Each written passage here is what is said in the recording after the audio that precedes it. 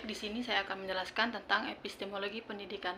Materi yang akan dibahas yaitu yang pertama, pengertian epistemologi, yang kedua, epistemologi menurut pandangan beragam aliran filsafat dunia, yang ketiga, objek dan tujuan epistemologi, yang keempat, fungsi epistemologi dalam dunia pendidikan, dan yang kelima yaitu mengapa kita perlu mempelajari epistemologi.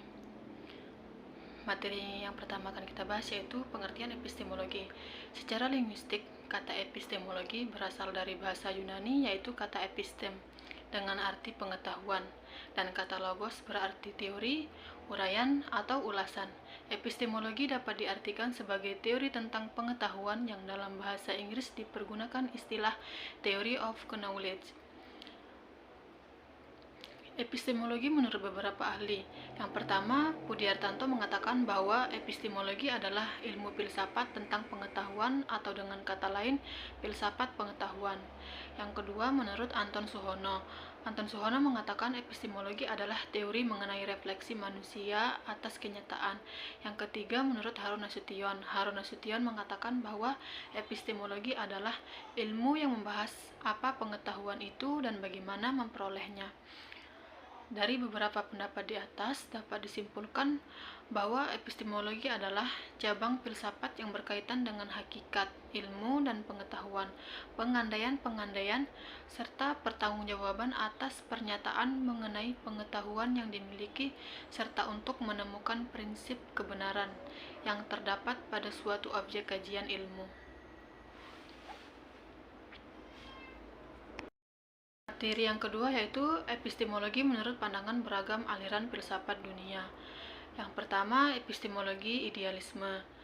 Yang kedua, epistemologi realisme, dan yang ketiga, epistemologi pragmatisme, dan yang keempat, epistemologi eksistensialisme.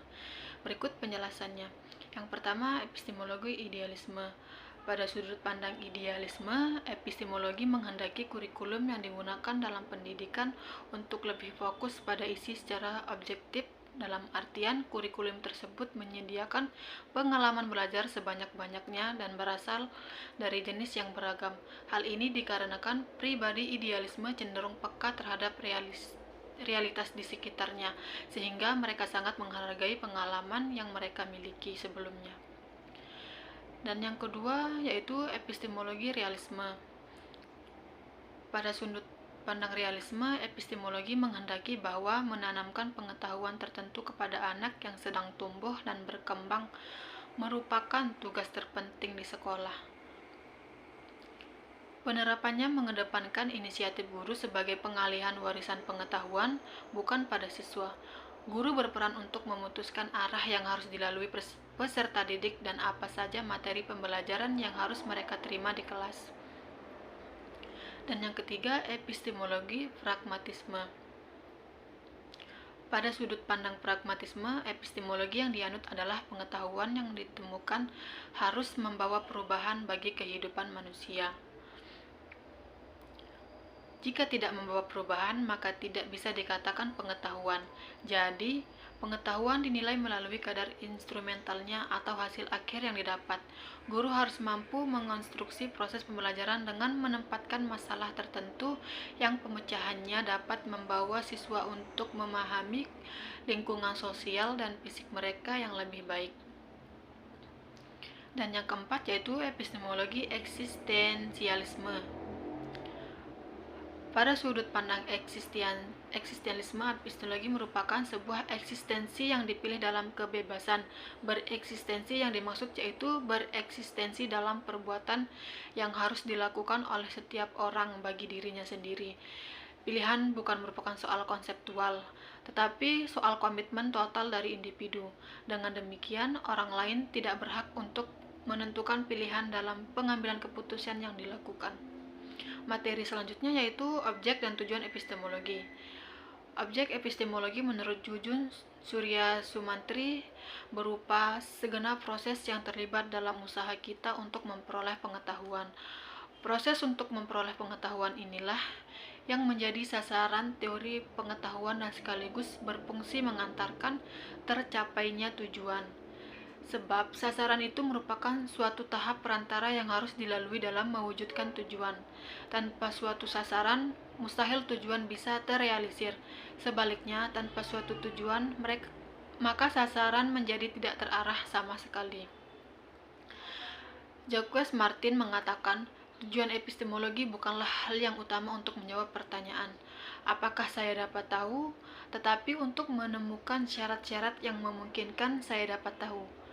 Hal ini menunjukkan bahwa tujuan epistemologi bukan untuk memperoleh pengetahuan, kendatipun keadaan ini tak bisa dihindari, akan tetapi yang menjadi pusat perhatian dari tujuan epistemologi adalah hal lebih penting dari itu, yaitu ingin memiliki potensi untuk memperoleh pengetahuan. Materi selanjutnya itu fungsi epistemologi dalam dunia pendidikan. Yang pertama, melakukan usaha untuk menetapkan sebuah kebenaran yang berasal dari sebuah isi pemikiran dan divalidasi oleh metode ilmiah. Dan yang kedua, sebagai sarana untuk mengetahui berbagai variasi kebenaran pengetahuan. Dan yang ketiga, dapat membantu agar manusia tidak mudah terjebak dalam sebuah pemahaman tertentu yang belum divalidasi kebenarannya.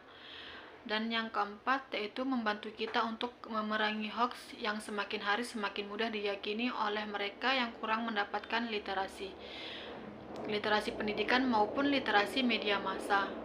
Materi selanjutnya itu mengapa kita perlu mempelajari epistemologi. Menurut Sudarminta, terdapat 3 alasan mengapa kita harus mempelajari epistemologi.